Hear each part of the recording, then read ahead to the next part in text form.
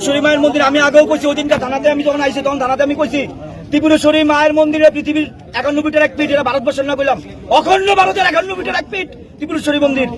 আজকে এই ত্রিপুরেশ্বরী মারে লইয়া এ জিহাদির এত বড় সাহস কেমন হইছে? আমরার কত হইলো পৃথিবীর যে জায়গাতে থাকুক তারে কতদিনের ভিতর ধরে আনবো, আমরা কমিটমেন্ট দিতে লাগবো, তার বাড়ির তার মা বাবা দরকার তারা থানা টানান। পৃথিবীর মধ্যে এত কিছু হয়, ভারত সরকার অনেক চেষ্টা করে জিহাদিরা বাড়ির থেকে অনেকভাবে অনেক মিশনের মাধ্যমে তারা আনে। আজকে এই জিহাদের আনতে লাগবো।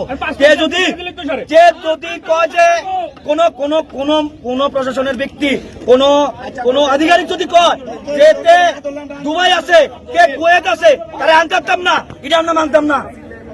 এই জিহাদের আনতে লাগবো।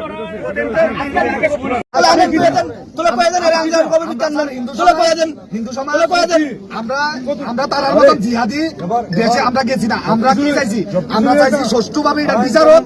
আমরা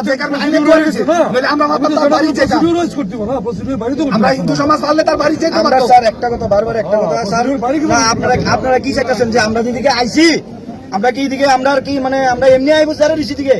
আপনারা একটা কথা বলেন, এটা থানার ভিতরে গেলে আল্লাহ বলে শেষ দিকে আমি কোনো দরকার নাই। কাজ করেন, শুনেন হলো আপনারা বলে কিছুদিন পর আমরা একটু খবর নিয়েন যে আপনারা কতটুকু কি করছেন, এটা আমরা জানার অধিকার আছে। স্ট্যাটাস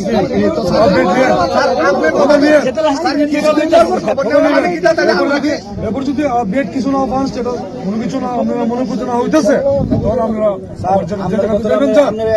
করেন, অসুবিধা নাই তো। এটা তো আমার হাতেরও তো, এটা ডিপার্টমেন্ট 4-5টা ডিপার্টমেন্ট এটার সাথে ডিপার্টমেন্ট চলে, ঠিক আছে, আপনারা ঠিক আছে। 1 ঘন্টা 2 ঘন্টা 3 ঘন্টা লাগে ফোনে সবাই কথাবার্তা বলতে।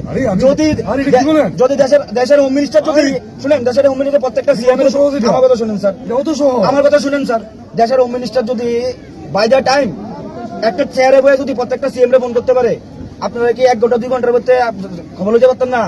এই ধরে নাই তো আমরা লিখিত লাগবো, না এই লিখিত তো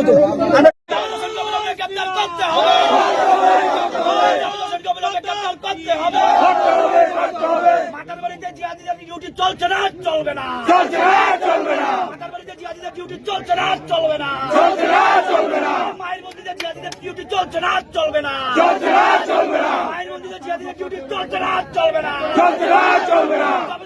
গ্রেপ্তার করতে হবে।